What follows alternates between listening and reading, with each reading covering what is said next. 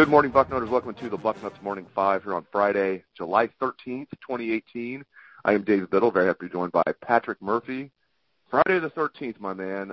Let's start off talking about Ryan Day's impact. He's made a meteoric rise through the coaching profession. Even during his 1 year at Ohio State, he's made a big rise. We'll get into that a little bit more later. But just the impact he can have on the offense this year, do you think it's going to be the same old Urban Meyer offense? Do you think we might see kind of the Ryan Day effect this year to some extent, Patrick?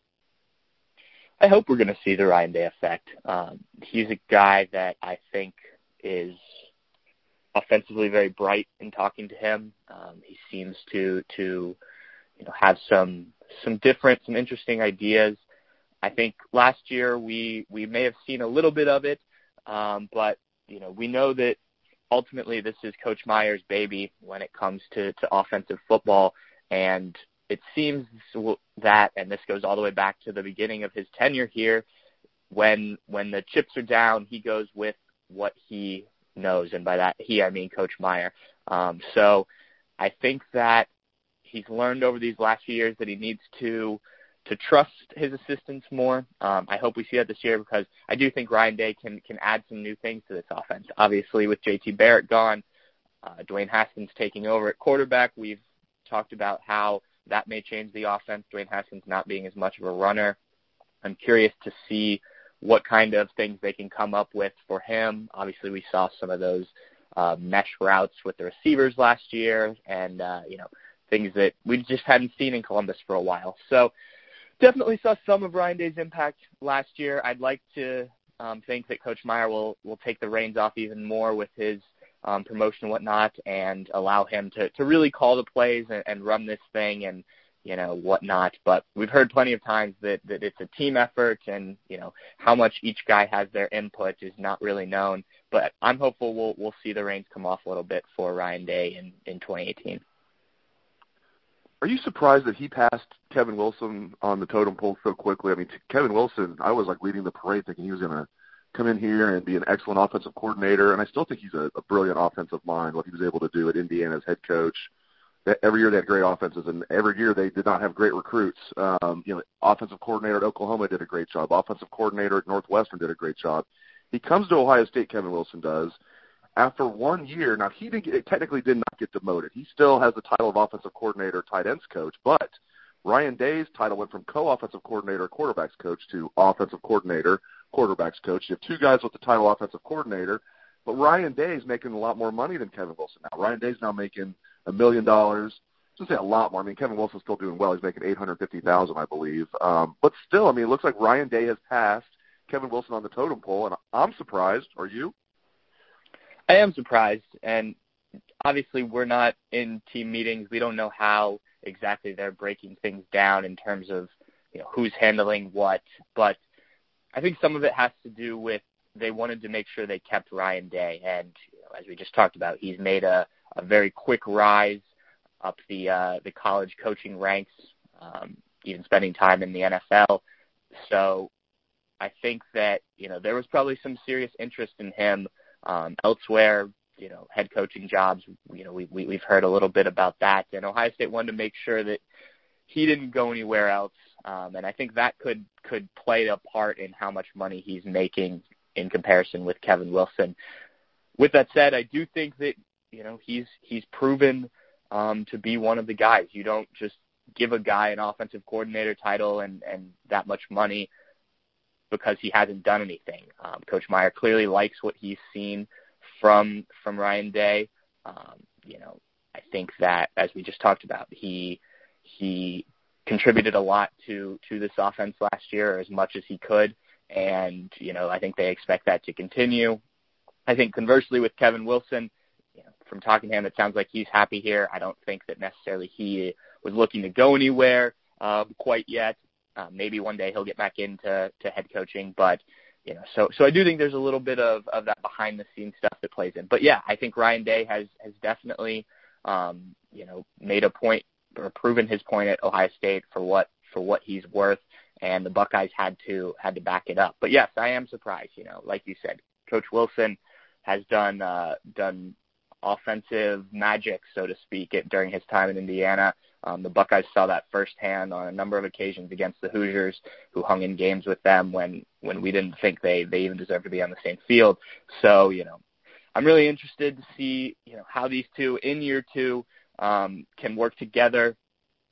Again, we don't know exactly what the dynamic will be, but I'm hopeful that, having that last season under their belt, they'll have it a little more ironed out, and we'll see this offense flourish with these two offensive minds at the helm.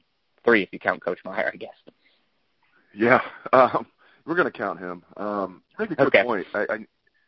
You make a really good point that maybe they are, Kevin Wilson and Ryan Day really kind of are equals, and maybe people like myself are too quick to rush into saying that Ryan Day's passed him on the totem pole because he makes more money, because you're right. The NFL wasn't coming and trying to hire Kevin Wilson. The NFL, specifically Mike Vrabel, Tennessee Titans, were trying to hire Ryan Day, offered him the job. You have to think Ohio State had to probably at least match that dollar figure, or at least come really, really, really close. So that could be a big reason. I mean, I do still think Ryan Day probably has a little bit more say than Kevin Wilson, but, I think that's an important point, that they had to match that offer he was getting from the Tennessee Titans. Yeah, I think so. But I think ultimately, he had to earn, the right for Ohio State to want to match that, and the right for the Tennessee Titans to come and offer him that job. So, in the end, he's definitely earned what he's getting, and, I think it shows in the title and the salary. Let's talk about the backup quarterbacks. We talked a lot about Dwayne Haskins throughout the spring and summer. Let's get into Tate Martell, maybe a little bit with Matt Baldwin. But Tate Martell, if something happens to, God forbid something happens to Dwayne Haskins, Tate Martell is a redshirt freshman. Do you think he would be ready to come in there? Just what would your confidence level be in Tate Martell if he has to be the Buckeyes quarterback this year? I think Ohio State would be all right. I think that you would see the offense very much go back to a lot more read option stuff, which I don't think would be too difficult for them to install, given how much they've done of it in the past. We saw Tate Martell in the spring, obviously a different scenario than live game action, but 2 spring games we've seen him in, and it's been a lot of his athletic ability. We saw him throw more this year to not great effect, but I think that's there. I think it just takes time for that to come out. I think that if for some reason he has to step in and take over for Dwayne Haskins, I could see the offense being run similarly to how it was handled in 2011 under Luke Fickell, when Braxton Miller ended up winning that job. And, obviously they threw the ball some, maybe even back when Terrell Pryor came in and took over his freshman year, but a lot of quarterback run stuff, a lot of running backs taking the ball, maybe some short routes just to get the ball into these receivers' hands. I think that it would definitely be a change. I hope for Ohio State's sake that doesn't happen, because I don't think Tate Martell is ready as a passer at this point. But we saw in the spring game, and you've seen it if you've watched his high school tape, what an electrifying runner he can be. He can really do special things with his legs, and I think that arm is coming along. I think he just has to get used to the college level. But he definitely can make plays. I think the Buckeyes offense still has enough that it would be okay, but I don't think okay is what they're hoping for in 2018, given that they have Dwayne Haskins, and assuming his health, I think they expect to be a much more passing offense than that maybe they have in the past. And if Tate Martell has to take over, that would certainly change things. And Matt Baldwin, coming off the torn ACL, obviously they want to try and redshirt him, but with the new rule, they can play him up to 4 games and still redshirt him. But if disaster strikes, not that Ohio State would ever be down to their third-string quarterback or anything. Oh, wait a minute. This is a different situation than, third-year sophomore Cardale Jones going in there, who was really like a fourth-year junior when you consider, like, prep school and, even everything he had been through. He was ready, obviously. Matt Baldwin, as a true freshman, even if he's needed later in the year and that knee's healthier, and we all know ACL, just from watching sports, that's about a 9-month recovery minimum.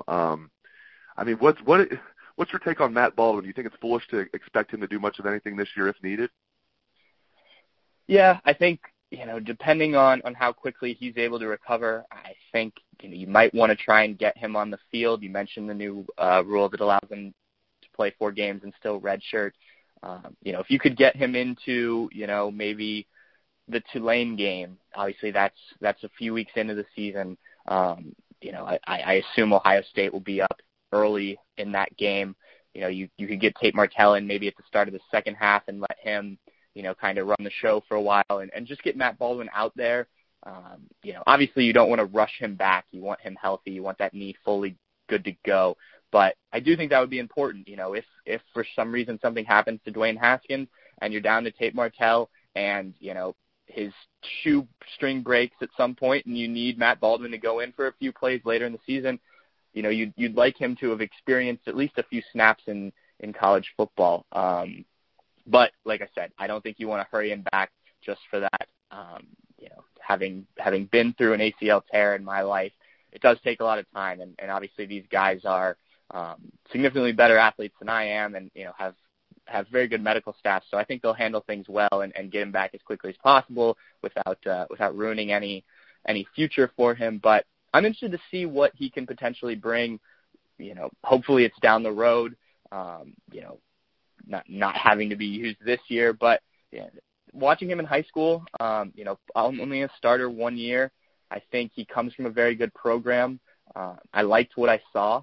Obviously he had some good weapons around him and whatnot, but that program's produced a lot of good quarterbacks.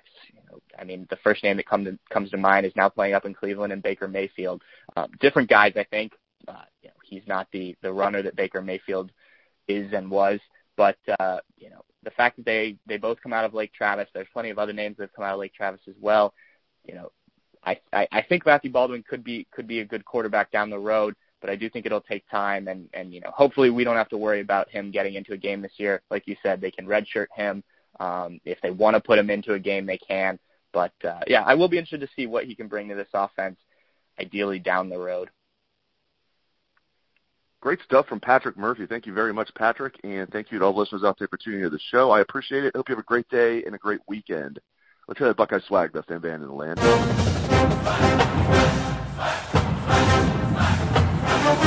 Swag.